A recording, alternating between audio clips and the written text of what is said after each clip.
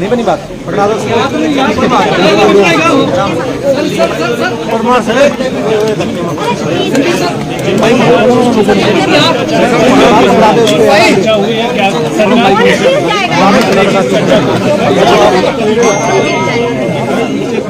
Mic नीचे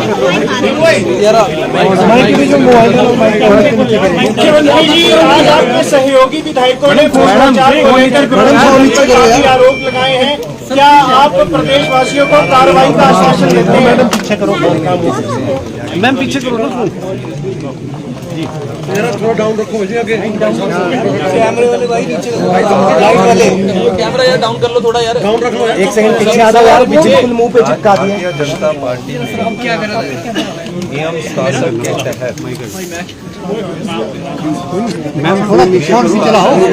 काम रोको प्रस्ताव लाया और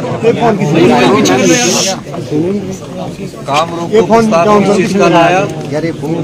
मुंह में चिपका। भ्रष्टाचार पर सरकार चर्चा करे। ये विडम्बना ही है। कई बार बोल दिया मैडम, नीचे करो। भ्रष्टाचार की चर्चा के समय अरे मोबाइल किसका, नीचे करो। भारतीय जनता पार्टी के विपक्ष के नेता जयराम ठाकुर जी आज सदन में उपस्थित ही नहीं थे, और सदन में उपस्थित नहीं थे तो जो भारतीय जनता पार्टी 5 गुटों में बटी है, मैं चाहता था कि जयराम ठाकुर जी सदन में उपस्थित होते, क्योंकि जो भ्रष्टाचार के मुद्दे पर बात कर रहे थे वो मुद्दा नहीं है। एक आरोप लगाने की प्रक्रिया में कौन आगे आना चाहता वो है। और मैं ये भी कहना चाहता हूं कि अध्यक्ष महोदय ने बार बार कहा है, कुछ बातों को उन्होंने कहा है, जो बात ये लोग कर रहे हैं, जिस प्रदेशाध्यक्ष के नेतृत्व में आज रैली हो रही है, उस प्रदेशाध्यक्ष के पर जब वो स्वास्थ्य मंत्री थे और जिस स्वास्थ्य मंत्री के नेतृत्व में पीपीई फोन नीचे करो किट घोटाला हुआ और उसके बाद उनको एक आंतरिक राजनीतिक षड्यंत्र के तहत डॉक्टर राजीव बिंदल जी को हेल्थ मिनिस्टर के पद से हटा दिया गया। हेल्थ मिनिस्टर के पद से हटाने के बाद फिर राजनीति आंतरिक चली और आज जिस हेल्थ मिनिस्टर को जयराम ठाकुर जी ने हटाया था, उसी हेल्थ मिनिस्टर के नेतृत्व में भारतीय जनता पार्टी के वो प्रदेशाध्यक्ष बने। आज उनके नेतृत्व में वो भ्रष्टाचार जन आक्रोश रैली कर रहे हैं। मैं ये जानना चाहता हूं कि कहीं ना कहीं भारतीय जनता पार्टी की आंतरिक कलह इतनी जगह है जो 5 गुटों में बटी है। जो आप बात कहना चाहते हैं, 3 बजे तक जयराम ठाकुर जी आए नहीं, पहले ही हाथ खड़ा करके बोला कि आज सारा ही कार्रवाई स्थगित कर दो। भाई 11:30 से लेकर आपकी रैली तो 12:30 थी। 1 बजे बंद होना तो 1 बजे तक तो हाउस में बैठे रहते तो गंभीरता उनकी नजर आती। दूसरी बात,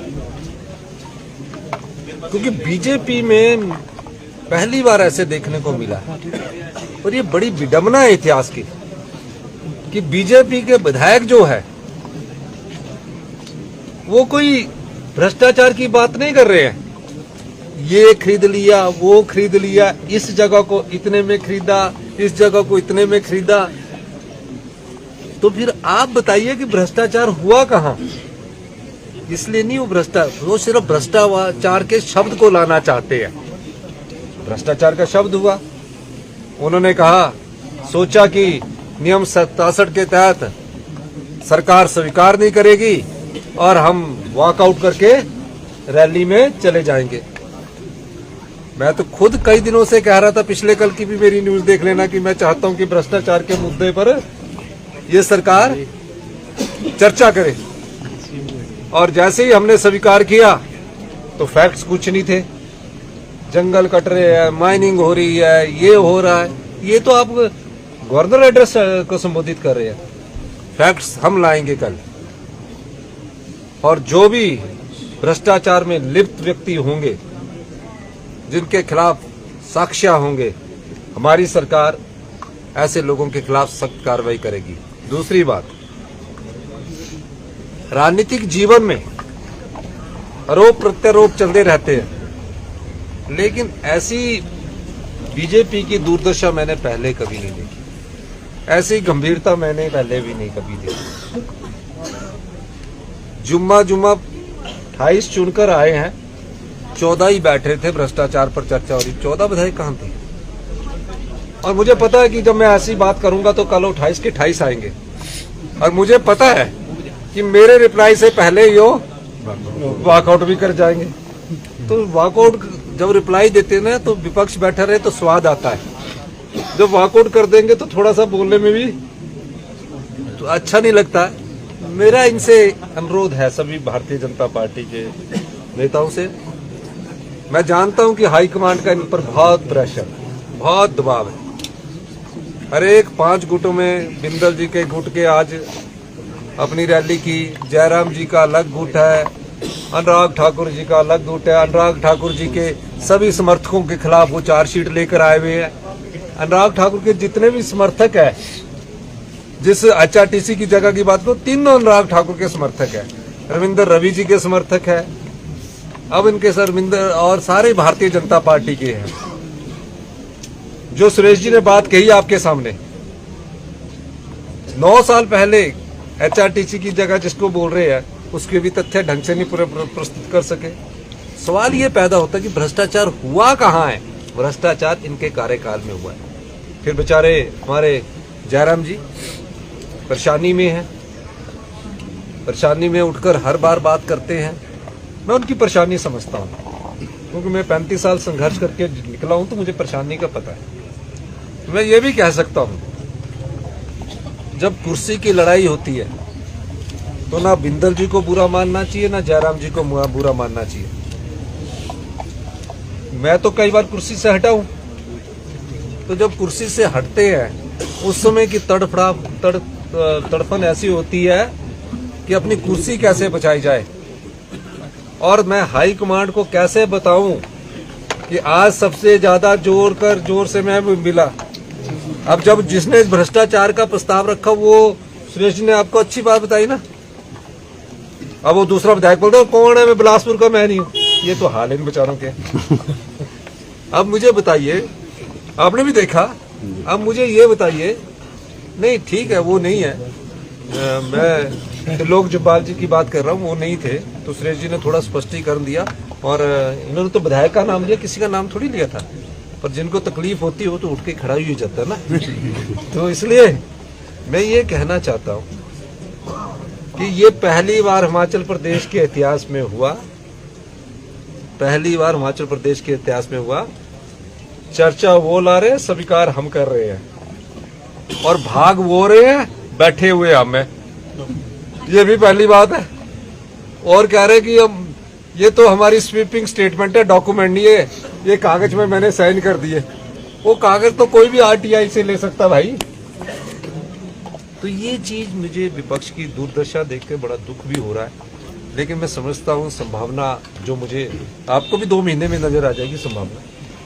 एक जो हमारा कांग्रेस से जो हमारी गंदगी गई ना, उन्होंने अभी भारतीय जनता पार्टी में गंदगी डालना शुरू कर दिया।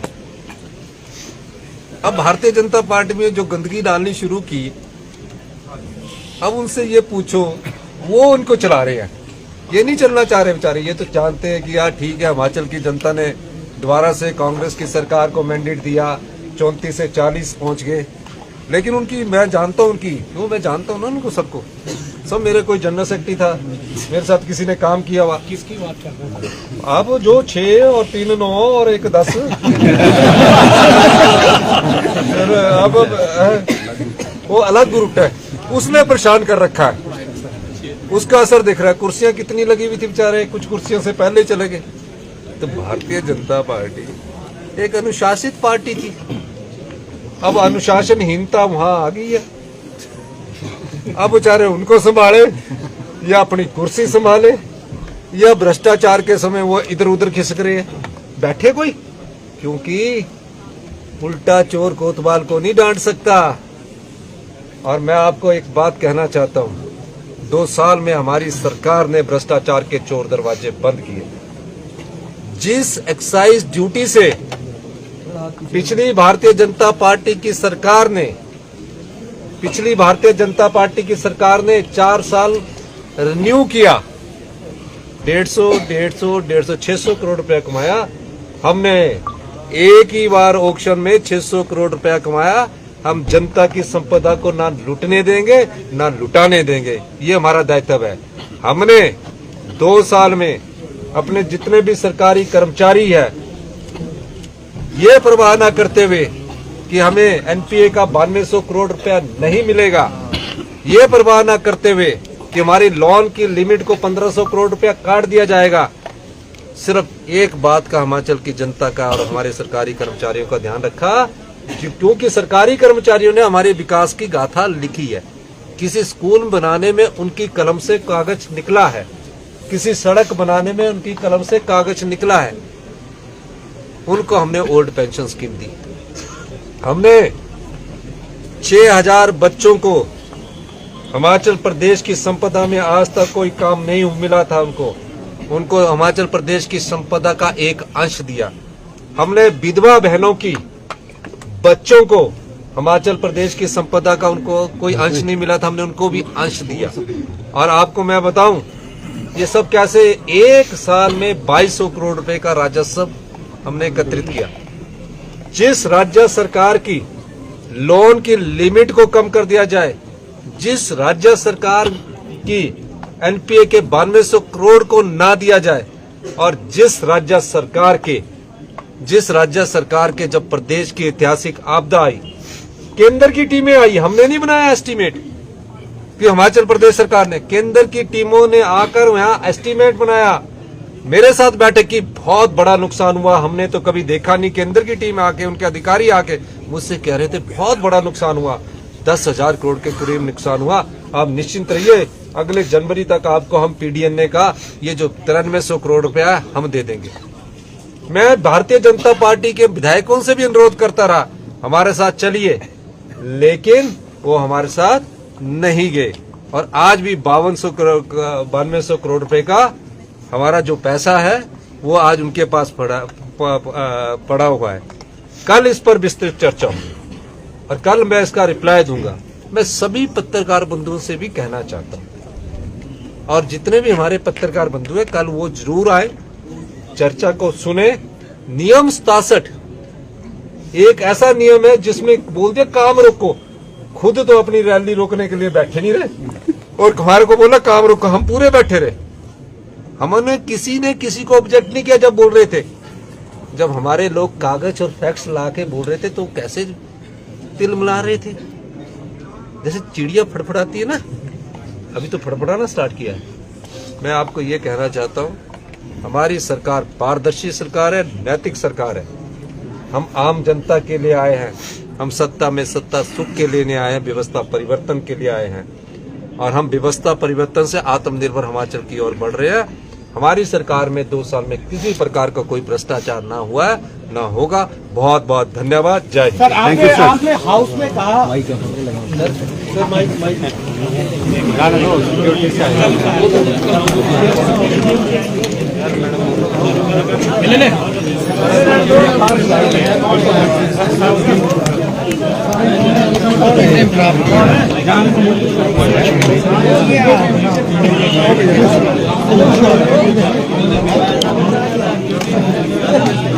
तो अभी आपने हिमाचल प्रदेश के मुख्यमंत्री सुरेंद्र सुखू जी का जो संबोधन आपने सुना, पत्रकारों से रूबरू हुए। यहाँ विधानसभा का आज पहला दिन था, पहला सत्र समाप्त हुआ और सुरेंद्र सुखू अपने सदन से बाहर आकर के पत्रकारों से रूबरू हुए। तो ये तस्वीरें आप विधानसभा तपोवन धर्मशाला से लाइव देख रहे थे, सीएम सुखू जी का संबोधन। तो दीजिए मुझे भी इजाजत, कल से फिर हम हाजिर होंगे। जय हिंद, जय हिमाचल।